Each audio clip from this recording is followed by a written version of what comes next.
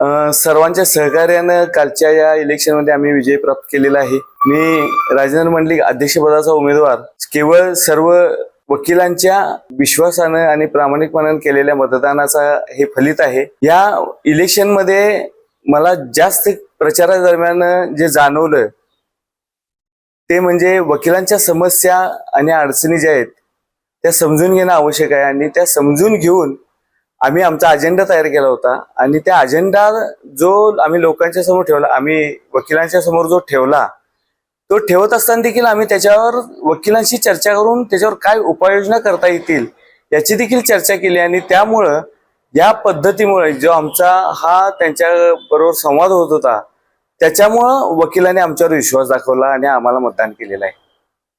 बार असोसिएशनसाठी तुमचा पहिला निर्णय काय असेल सर? सगळ्यात महत्वाचा निर्णय आम्ही घेण्याचा प्रयत्न करणार आहे तो म्हणजे ॲडव्होकेट प्रोटेक्शन ऍक्ट, त्याच्यावर जास्तीत जास्त काम करायचं आणि ते लवकरात लवकर कसं पारित होईल आणि कायद्यामध्ये कसं रूपांतर होईल याचा पाठपुरावा करण्याचा आम्ही प्रयत्न करणार आहे। आम्ही पॅनल जे केलेलं होतं त्या पॅनलमध्ये खरोखर योग्य व्यक्ती क्षमता असलेले वकील घेतले होते।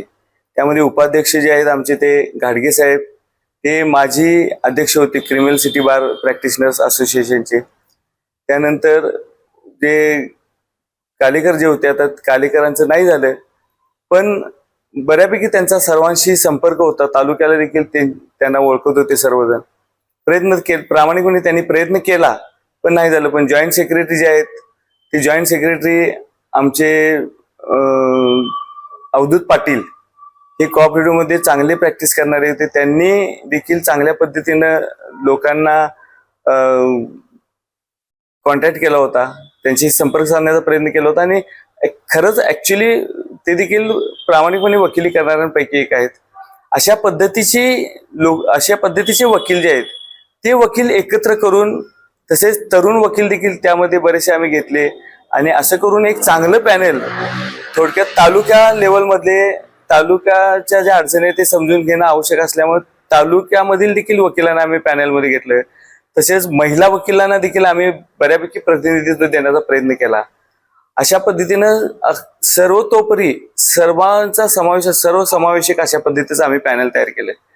आता आम्ही ह्या वकिलांशी प्रचाराच्या दरम्यान जो संवाद साधत होतो त्यावेळेला ज्या खरोखर अडचणी ज्या आम्हाला जाणवत होत्या त्या म्हणजे ई फायलिंग मध्ये असलेले दोष आणि ज्या त्रुटी होत्या त्याच्यामुळं प्रत्यक्ष काम करत असताना, वकील प्रत्यक्ष काम करत असताना जे त्रास होत होता वकिलांना, त्याच्यामुळं पक्षकारांचा खर्च पण वाढत होता, वकिलांचा देखील काही वेळेला खर्च वाढत असायचा। हे जे आहेत ह्या त्रुटीचं निराकरण करणं आवश्यक आहे, म्हणून त्याच्यावर देखील आम्हाला काम करायचं आहे। त्यानंतर समस्त वकील वर्गासाठी कल्याण निधी तयार करणं आवश्यक आहे। हा कल्याण निधी जो आहे हा याच्यावर बरीचशी चर्चा झाली आहे, बराचसा ह्याच्यावर अभ्यास देखील करण्याचा प्रयत्न यापूर्वी केलेला आहे, पण त्याच्यावर असा ठोस असा निर्णय आजपर्यंत झालेला नाही। पण आता आम्ही ठरवले की ह्याच्यावर काही ना काहीतरी नक्की याच्यावर आपण प्रयत्न करून आम्ही निर्णय घ्यायचा ठरवलेला आहे आणि याचा पाठपुरावा करायचा ठरवलेला आहे। त्याचप्रमाणे स्टायपेंडचा एक विषय आहे। स्टायपेंड खरोखरच कुठल्या वकिलांना निश्चित आवश्यक आहे। सरसकट वकिलांना तरी आम्ही स्टायपेंड देऊ शकत नाही, पण त्याची तरतूद करता येईल काय आणि कुठल्या वकिलाला त्याची गरज आहे आणि अशा वकिलांना शोधून आम्ही त्यासाठी एक नियमावली तयार करायचा आमचा प्रयत्न राहणार आहे। त्याचप्रमाणे वकिलांसाठी जास्तीत जास्त काम कसं तयार होईल, कारण अलीकडे वकिलांची संख्या खूप वाढायला लागली आहे। बरीचशी कॉलेजेस झालेले आहेत, त्या कॉलेजमधून प्रत्येक वर्षाला बरेचसे वकील बाहेर पडायला आहेत आणि त्यांना त्या प्रमाणात काम मिळत नाही। काम निर्माण करणं ही खूप मोठी जबाबदारी असं मी समजतो। त्यासाठी हायकोर्ट आपल्या इथं बेंच झालेला आहे, ते बेंचच्या समोर देखील कामं कशी चालवता येतील, तालुक्यातले वकील आणि शहर बारमधले वकील जे आहेत त्या वकिलांना बेंच समोर काम चालवण्यासाठी कशा पद्धतीने त्यांना सोयीचं होईल त्यासाठी काय वर्कशॉप वगैरे आयोजित करता येतात का, हे यासाठी आम्ही प्रयत्न करणार आहे। त्याचप्रमाणे बरीचशी ट्रायब्युनल्स आहेत, ती ट्रायब्युनल्स जसं आता प्रत्यक्ष न्यायालयाचं सर्किट बेंच जे इथं स्थापन झाले तसेच बरीचशी ट्रायब्युनल्स देखील आहेत। ही ट्रायब्युनल्सची कायमस्वरूपी या ठिकाणी स्थापना होणं आवश्यक आहे, त्याच्यासाठी प्रयत्न होणार आहे। त्याचप्रमाणे कॅम्प स्वरूपात बरीचशी न्यायाधिकरणं जी आहेत थोडक्यात ग्राहक चे जे आयोग आहे, तक्रार निवारण आयोग जे आहे, ते आयोग अशा पद्धतीची जी अथॉरिटीज आहेत यांची कायमस्वरूपी किंवा नियमितपणे त्यांची कामं या ठिकाणी कोल्हापुरामध्ये होणं आवश्यक आहे.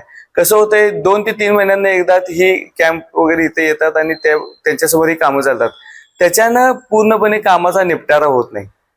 ही जे आयोग किंवा अशी जे अथॉरिटीज आहेत, ह्या अथॉरिटीजची कामं जास्तीत जास्त सिटिंग्समुळं जर या ठिकाणी येऊ लागलीत आणि कामं चालू लागलीत तर त्याच्यामुळे वकिलांना जास्तीत जास्त काम मिळणार आहे.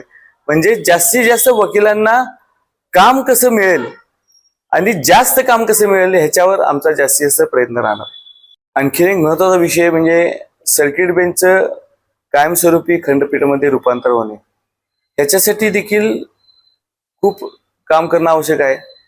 त्याच्यासाठी आम्ही एक ठाम भूमिका घेऊन सर्वांची मतं विचारात घेऊन सर्व वकिलांना विश्वासात घेऊन शासन आणि मुख्य न्यायाधीश मुंबई हायकोर्ट यांच्याशी कायमस्वरूपी संवाद ठेवून चांगल्या पद्धतीनं याच्यावर काम करून हे लवकरात लवकर परमनंट कसं होईल, हे बेंच परमनंट कसं होईल याचा पाठपुरावा आम्ही निश्चित करणार आहोत.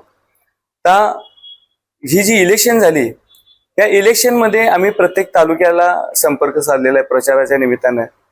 तर त्या ठिकाणी जो वकील वर्ग होता, त्या वकिलांच्याकडून आम्हाला आमचे जे प्रचाराची जी पद्धत होती किंवा आमच्यावर जो विश्वास दाखवला, त्या विश्वासामुळं आम्हाला हा विजय मिळालेला आहे. शहर बारमध्ये देखील आम्ही आमची भूमिका पटवून देण्यात यशस्वी झालेलो आहोत. अशा पद्धतीनं ह्या इलेक्शनमध्ये माझं असं म्हणणं आहे की तुम्ही वकिलांची प्रत्यक्ष अडचण आणि समस्या जाणून घेऊन त्याच्यावर काय उपाय नेमका काढता येईल हे वकिलांशीच चर्चा करून त्याच्यावर उपाययोजना करण्याचा प्रयत्न केला पाहिजे. हे जे आम्ही समजावून सांगितलं त्याच्यामुळे आम्हाला हे नक्की यश मिळालेलं आहे. त्यामुळे संपूर्ण तालुका बार आणि शहर बार मधल्या संपूर्ण वकिलांचा मी आमच्या पॅनलतर्फे खूप खूप आभार मानतो. गोकुळची बासुंदी पुन्हा खावीशी वाटतेय. खरं सांगू, मलाही खावीशी वाटतेय. पुन्हा पुन्हा खावीशी वाटणारी गोकुळ बासुंदी.